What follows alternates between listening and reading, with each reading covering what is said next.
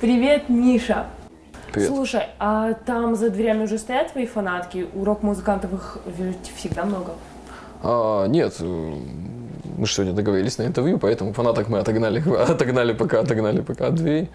Так что они не знают, где интервью. Ой, тогда я спасена. Расскажи, пожалуйста, вы название группы выбирали на фамильном коде? Нет, как ни странно, нет. Так получилось. Оно появилось абсолютно логично, я бы сказал, потому что до этого мы много лет назывались «Шоковая терапия». Вот, потом, когда интернет вошел в нашу жизнь прочно и бесповоротно, мы обнаружили, что мы не единственная шоковая терапия в этой стране и в мире вообще, и подумали, что нет, надо бы как-нибудь поменять вывеску. Ну и все равно, как бы, кроме меня и моего брата Георгия Зиева, то бишь Гизмо, у нас как-то постоянных участников так и не завелось, поэтому у нас как-то в тусовке мы постоянно Дзиева. Ну давайте, думаем, назовемся Дзиев. В принципе, смена вывески была логичной, о чем мы ни капельки не жалеем. В вашей группе буквально месяц назад исполнилось 17 лет. Почему тогда, 17 лет назад, вы выбрали именно рок? Да у нас как-то в планах было это с самого, можно сказать, рождения. Вот, с тех пор, когда я не знаю, чуть ли не в младенческом возрасте, в принципе, я и мой брат, мы увидели Beatles, Rolling Stones, вот все эти записи слушали, родительские. Ну, как-то даже с тех пор, в принципе, и сомнений не возникало в том, чем мы займемся. То есть, что музыка это в любом случае, но то, что рок-н-ролл это 100%. В принципе, так и занялись. У тебя родители музыканты? Мама музыкант, закончила академию имени Гнесиных в Москве, поэтому это очень, очень серьезный уровень образования. Ну, а отец просто любитель хорошей музыки. Расскажи, пожалуйста, каково это быть рокером в Осетии? Ну, тяжело, потому что, опять же, есть такая вещь, как менталитет, да.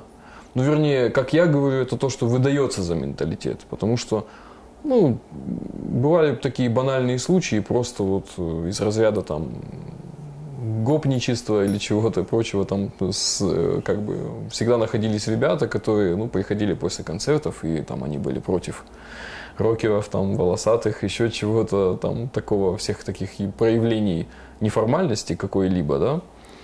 Ну, мы тоже были не подарочек, там, половина нас занималась спортом, поэтому вот, как-то так, в принципе. Находили мы потом общий язык. Ну, с другой стороны, вот, когда мне говорят, что почему ты не уехал куда-то и прочее, я думаю, что если бы даже был вариант как-то поменять что-то в своей жизни, я вряд ли бы куда-то уехал, потому что, именно тот опыт, который я получил здесь, занимаясь рок-музыкой именно здесь, я бы ни на что не променял. Сейчас у вас какие-то проблемы с другими субкультурами? Кстати, я никогда себя ни к какой субкультуре не относил. Просто, рок-н-ролльщик и все. Сейчас, вот возвращаясь к теме субкультуры, сейчас они как-то, в принципе, пропали, то есть каких-то явных нет сторонников. Универсальность наступила, вот, скажем так. Причем в музыкальных вкусах тоже. То есть, допустим, человек, который там позиционирует себя как любитель рок-музыки, он может слушать и не только рок-музыку. То есть какой-то узкой направленности сейчас нет. Я не знаю, хорошо это или плохо, в любом случае, я думаю, что это положительный момент. Вашу музыку оценил известный музыкант австралийский. Расскажи, пожалуйста, немного об этом. Это Фрэнк Маклафлин, солист, вокалист австралийской группы The Ramjacks. Они исполняют так называемый фолк-панк. То есть они сами шотландцы, ирландцы по происхождению, и, в принципе, это отображается в их музыке.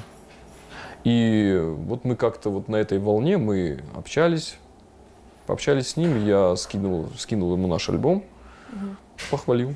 Он сказал: парни, классный альбом, отличный звук, в общем, поздравляю и так далее. Нам очень было приятно, потому что это одна из моих любимых групп. Ваши песни крутят на австрийском радио. Почему ты думаешь, остинский рок так цепляет австрийских слушателей? Я не знаю, видимо, они оценили песню про пиво. Они-то не вникают, про какое это пиво, правильно? То есть, в принципе, мы их особенно и не разочаровываем. Ну, поехали! Поганые жароги!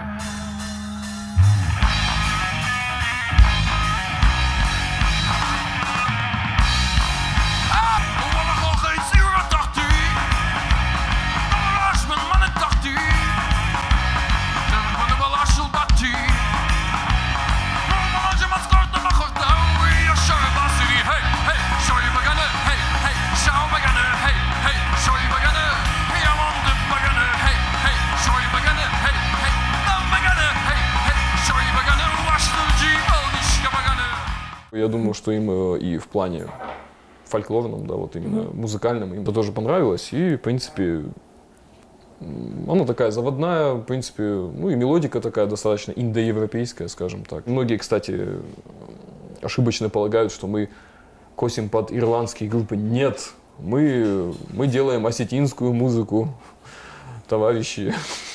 То есть она просто, ну, действительно похожа. Уже есть предложение выступить за границей? Есть. Я надеюсь, что в следующем году, может быть, ближе к лету мы это осуществим.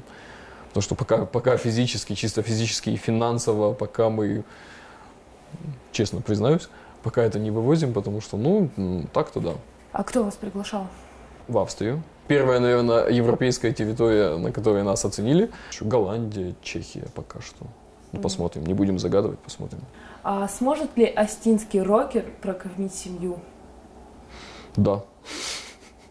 Да, мы постоянно выступаем, в общем-то, ну, периодически, ну, чаще всего я сольно выступаю, да, в каких-то заведениях здесь. И, кстати, не обязательно каверы, чужие какие-то композиции, да, то есть есть полно людей, которые просят сыграть свое, и с удовольствием исполняю эти просьбы. То есть 3 детей как минимум ты завести сможешь? Думаю, да. Посмотрим, поживем, увидим. Выступаете ли вы на республиканских мероприятиях? Возможно, вас приглашали на День города? Нет. Не знаю, почему-то не приглашают. А хотели бы выступать?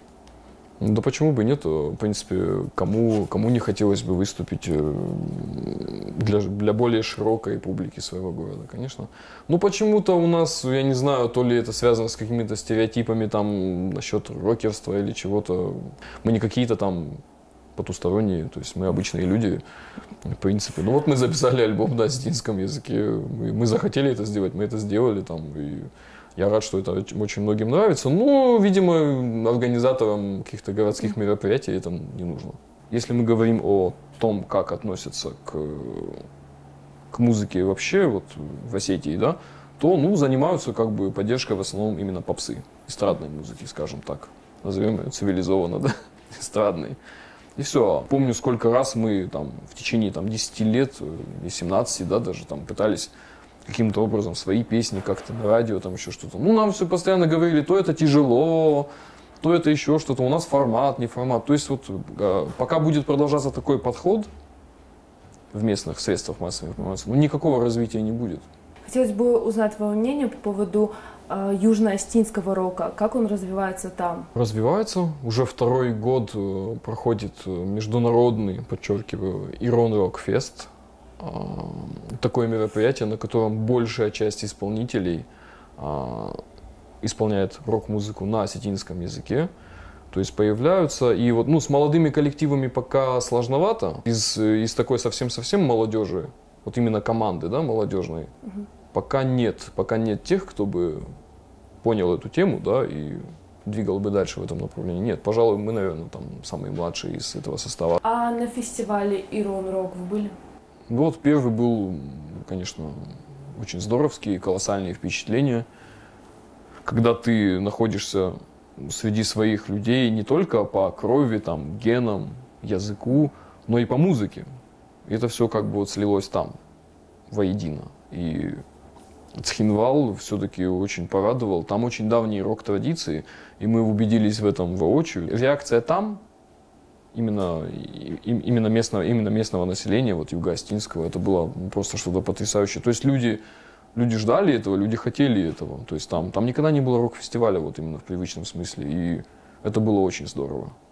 А здесь все-таки, если мы устроим там рок-концерт на улице, многие скажут, а что вы тут устроили, там и так далее. Где можно купить билет на ваш концерт?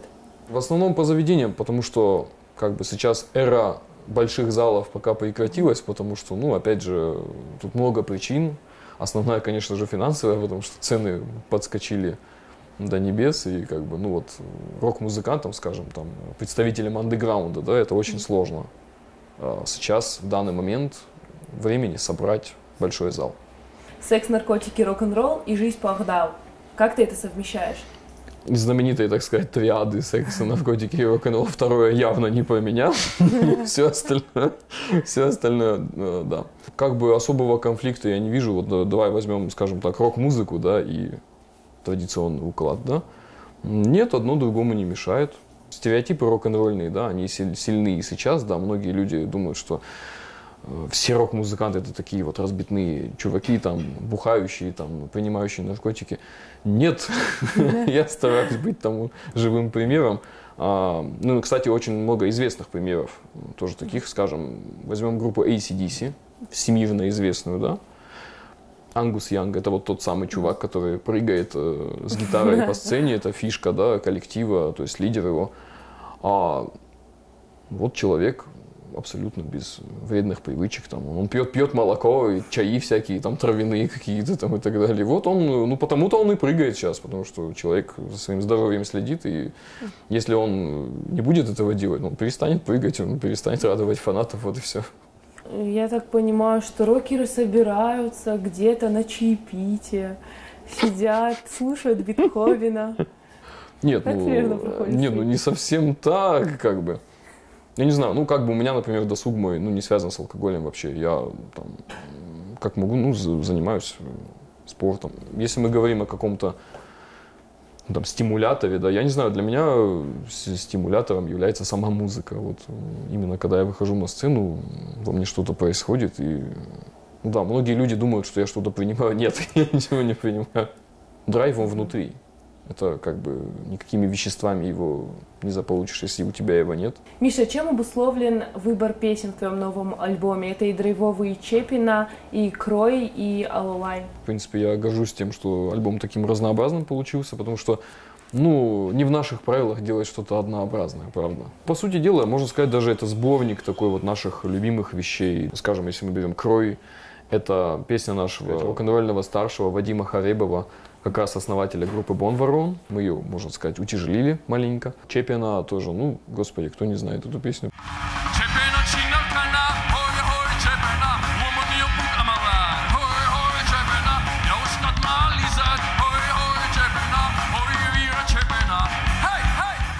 Мы собрали вот народные песни, какие-то каверы, да, можно сказать. Вот кавер это у нас Крой получается, да. Стихи Костахи Тагурова, да. В общем, все то, что мы любим в музыкально-поэтическом плане. Альбом, я думаю, мог бы быть и больше, да, там могло быть треков и больше. Ну, я думаю, интересненькое мы еще и на потом оставим. Ты также участвуешь в переводе мультфильмов на осетинский язык. Как ты думаешь, современные дети оценят твои старания или они все больше и больше отдаляются от родного языка? Тут как раз речь идет об осетинской версии «Маши и Медведя». Непосредственно занимаемся этим. Порадовало то, что очень много детей, очень много, даже не представляешь сколько, владеют уже языком родным, и поэтому это все-таки это здорово.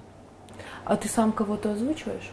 Скоро будет один очень интересный мультфильм. Это не перевод какого-либо мультфильма стороннего, нет, это именно оригинальный осетинский продукт. Ну, всему свое время. Я думаю, информационно это будет освещаться все. Пока не могу ничего сказать, но могу сказать то, что я пишу музыку к нему и озвучиваю некоторых персонажей. Мы ведь с тобой коллеги, но ты не посвятил свою жизнь журналистике. Почему? Так получилось, да, что музыка стала профессией, а журналистика почему-то хобби. Ну и, кстати, нет, хотя, в принципе, я соврал насчет хобби. Я преподаю журналистику во Дворце пионеров детишкам. Так что снова меня занесло в журналистику, так что коллега. Расскажи о своем YouTube-канале.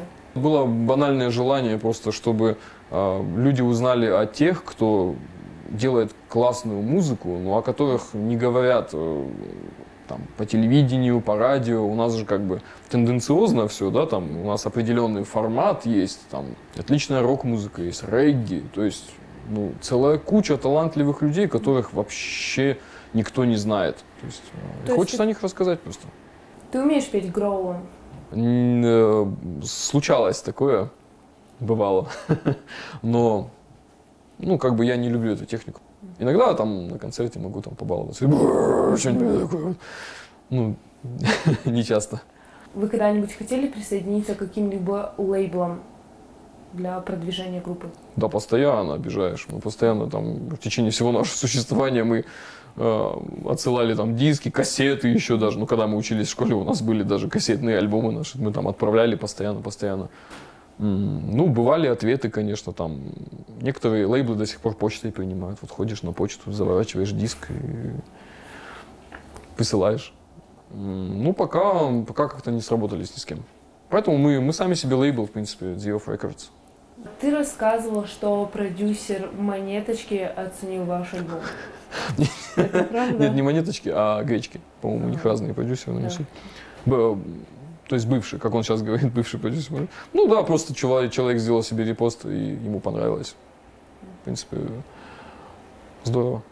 На самом деле он многое сейчас делает для андеграунда российского, в принципе. И, конечно, приятно. Мы никому не навязываемся, но при этом считаем своим долгом навязывать хороший музыкальный вкус людям.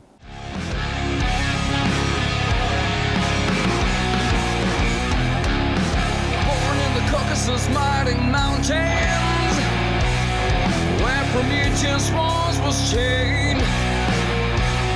Here I go.